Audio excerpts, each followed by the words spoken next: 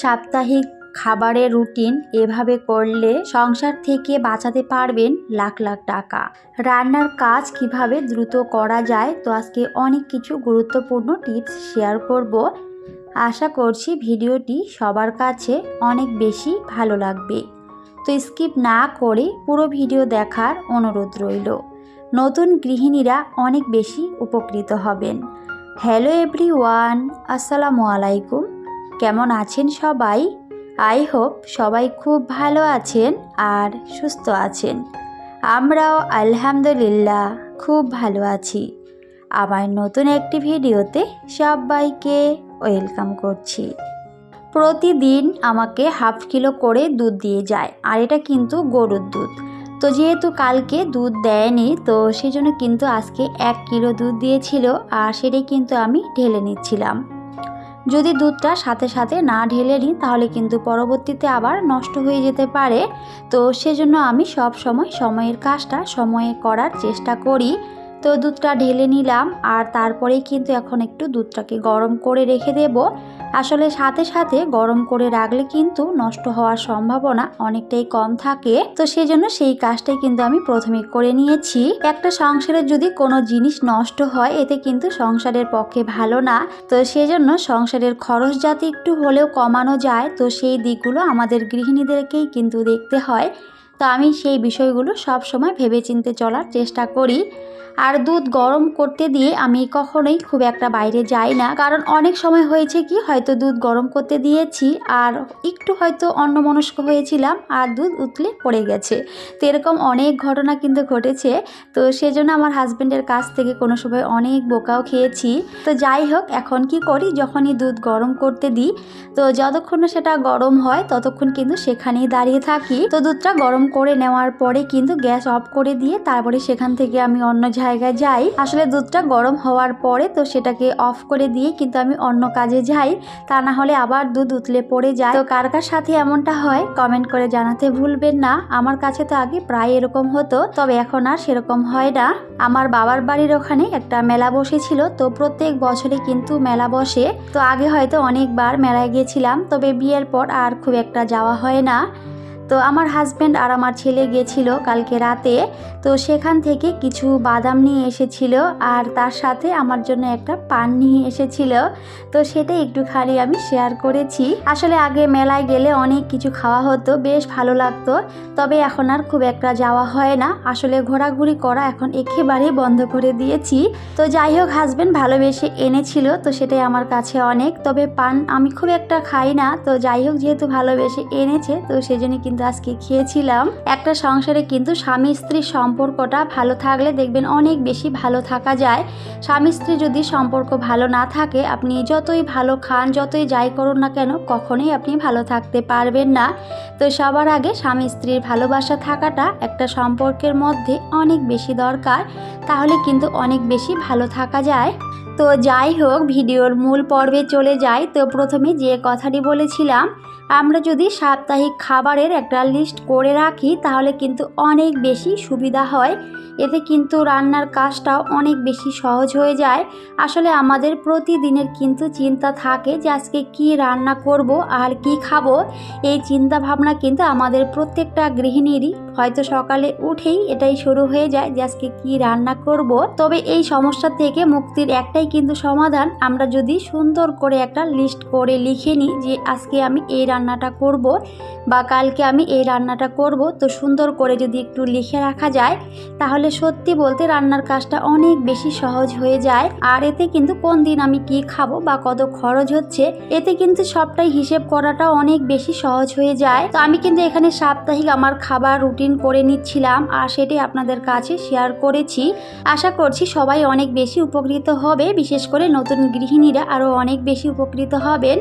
তো সবার জন্য কিন্তু আজকের আমার এই ভিডিওটি। তো এখানে কিন্তু আমি বার প্রথমে লিখেছি। তো এখানে কিন্তু সোমবার, মঙ্গলবার, বুধবার, বৃহস্পতিবার, শুক্রবার, শনিবার আর রবিবার। তো আমাদের কিন্তু এখানে 7 দিন। তো 7 দিনের সাপ্তাহিক খাবারের রুটিন কিন্তু আমি এখানে সুন্দর করে লিখে নিচ্ছিলাম। আসলে এই রুটিনটা কিন্তু সবাই সবার মতো করে নিতে পারে, তো আমি কিন্তু আমার মতো করেই কিন্তু নিয়েছি আর সেটাই শেয়ার করেছি। তো এখানে কিন্তু আমি বার লিখেছি, তার সাথে লিখেছি সকাল, দুপুর, বিকেল আর হচ্ছে রাত। তো এই 4 সময়ে কখন কোন জিনিসটা রান্না করা হবে বা খাওয়া হবে, তো সমস্ত কিছু কিন্তু আমি লিখেছি। তো প্রথমে লিখেছি সোমবার। তো সোমবার সকালের খাবার হচ্ছে আমি এখানে লিখেছি রুটি। তো আপনাদের যার যেটা পছন্দ বা যে যেটা সকালবেলা খেয়ে থাকেন সেটা অবশ্যই লিখতে পারেন।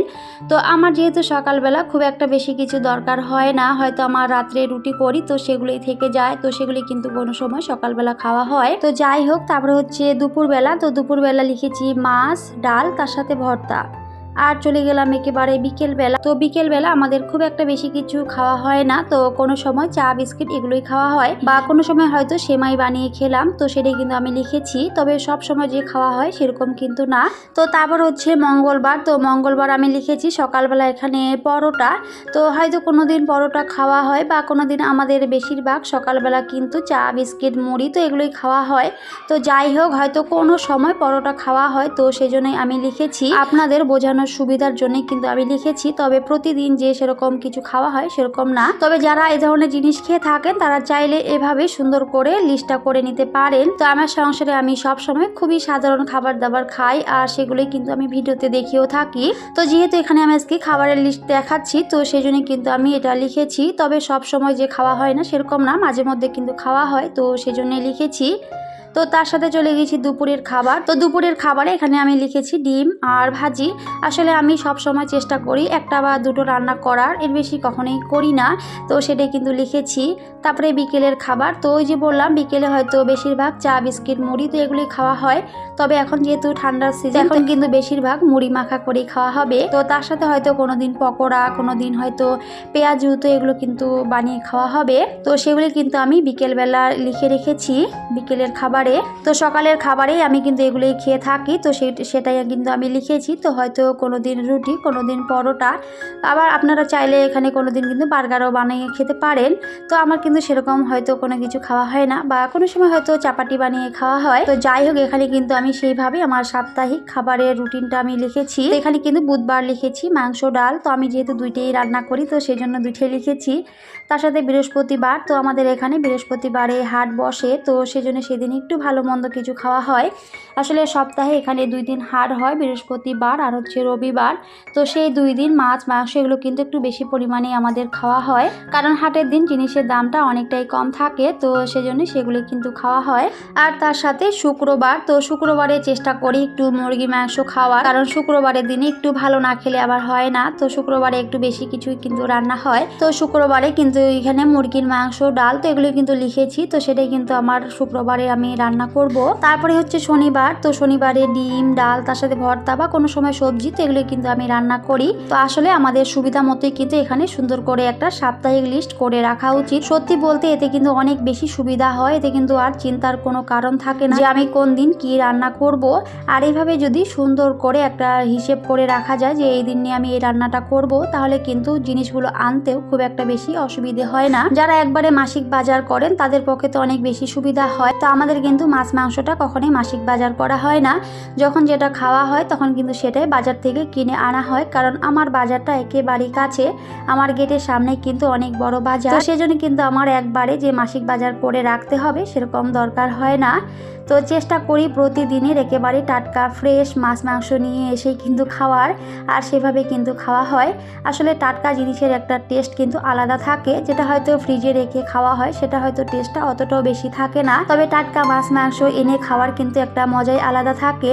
তো আমাদের সেভাবে কিন্তু আনা হয়। যাদের বাজার একেবারে দূরে, তো আপনারা চাইলে অবশ্যই একবারে কিন্তু সাপ্তাহিক বা কেউ 15 দিনের বা কেউ 1 মাসের বাজার একবারে করে রাখতে পারেন, এতে কিন্তু অনেক বেশি সুবিধা হয়। আর বেশি বাজারে আসলে যেমন খরচটা কিন্তু অনেক বেশি লেগে যায়, তো আমার যেহেতু একেবারেই কাছে, তো আমার কিন্তু সেরকম কোনো খরচ হয় না। তো সেজন্য চেষ্টা করি প্রতিদিনেরটা প্রতিদিনই আনার, বিশেষ করে মাছ মাংসটা। আর বাকি যে খরচগুলো সেগুলো কিন্তু আমি সবজি বাজার আমি সাপ্তাহিক করে থাকি, আর তার সাথে মুদিখানা বাজার কিন্তু মাসিক করা হয়। তবে যখন যেগুলো শেষ হয়ে যায় তখন সেগুলোই আনা হয়, একবারে যে অনেকগুলো আনি সেরকম কিন্তু না, কারণ একবারে কিন্তু সমস্ত বাজার শেষ হয়ে যায় না। আর যেহেতু আমার সংসারে খুবই অল্প মানুষ, তো সেজন্য অল্প খরচ হলেই কিন্তু আমার হয়ে যায়। তো যখন যেগুলো শেষ হয়ে যায় তখন সেগুলোই আনা হয়, আর বাকিগুলো কিন্তু থেকেই যায়। কোনো সময় হয়তো 1 মাসের বাজার করি ঠিকই, আবার হয়তো সেগুলো 1 মাসের আরও অনেক দিন পর্যন্ত কিন্তু চলে যায়। তো সেই জন্য খুব একটা আর বাজার করা হয় না। যতটুকু দরকার হয় আমার সংসারে আমি চেষ্টা করি ঠিক ততটাই কিন্তু কেনাকাটা করার। আর আমার মতে প্রত্যেকটা গৃহিণীরই অবশ্যই সেভাবে বুদ্ধি করে একটা সংসারে চলা উচিত। সব সময় কম খরচে একটা সংসারকে চালিয়ে নেওয়া উচিত। এতে কিন্তু সংসারের খরচটা অনেকটা বেশি বেঁচে যায়। আমরা গৃহিণীরা যদি একটু হিসেব আর বুদ্ধি করে একটা সংসারে না চলি তাহলে কখনোই কিন্তু সংসারে আয় উন্নতি আসবে না। তো সমস্ত দিক ভেবে চিন্তেই কিন্তু আমাদের চলতে হবে, তাহলে কিন্তু একটা সংসারে আমরা অনেক বেশি ভালো থাকতে পারবো। তো যাই হোক, এখানে কিন্তু ছোট মাছ নিয়ে এসেছিল, তো শোল মাছ নিয়ে এসেছে, তো সেটাই কিন্তু আজকে রান্না করে নিচ্ছিলাম। তো এখন কিন্তু শীতকাল, তো ফুলকপি নিয়ে এসেছিল। আসলে শীতকালে ফুলকপি মাছ দিয়ে রান্না করলে অনেক বেশি ভালো লাগে খেতে। তো সেটাই কিন্তু এনেছিল আর সেটাই আমি আজকে রান্না করে নিচ্ছিলাম। আর আমি কি করি, রান্নার আগে কিন্তু আমি সমস্ত কিছু সুন্দর করে রেডি করে রাখি। যেমন পেঁয়াজ, আদা, রসুন এগুলো যদি আগে থেকে সুন্দর করে রেডি করে রাখা যায় তাহলে কিন্তু রান্নার কাজটা খুবই সহজ হয়ে যায়। তো আমি সব সময় সেভাবে করার চেষ্টা করি। যখনই সময় পাই তখনই কিন্তু আমি সবজিগুলো কেটে রাখি, এতে কিন্তু রান্নার সময়ে আমার অনেক সুবিধা হয়। আসলে যেহেতু অনেক ছোট ব্যবী নিয়ে কাজগুলো করি, তো একটু বুদ্ধি করে কাজগুলো না করলে কিন্তু হয় না। আর এইভাবে সুন্দর করে আগে থেকে রেডি করে রাখলে রান্নার কাজটা অনেক বেশি সহজ হয়ে যায়। তো আমি যেভাবে চলি, যে টিপসগুলো ফলো করি সেগুলি কিন্তু ভিডিওতে শেয়ার করি, এর বেশি হয়তো কোনো কিছুই দেখাই না। আর আপনারা সবাই ভালোবেসে আমার ভিডিওগুলো দেখেন আর অনেক সুন্দর সুন্দর করে কমেন্ট করেন। তো সবাইকে আমার মন থেকে রইল অনেক অনেক দোয়া আর ভালোবাসা। এভাবে সবাই আমার পাশে থাকবেন। নতুন বন্ধুরা চাইলে আমার চ্যানেলটিকে সাবস্ক্রাইব করে রাখতে পারেন। সবাই খুব ভালো থাকবেন, সুস্থ থাকবেন। সবাইকে টাটা, আল্লাহ হাফেজ।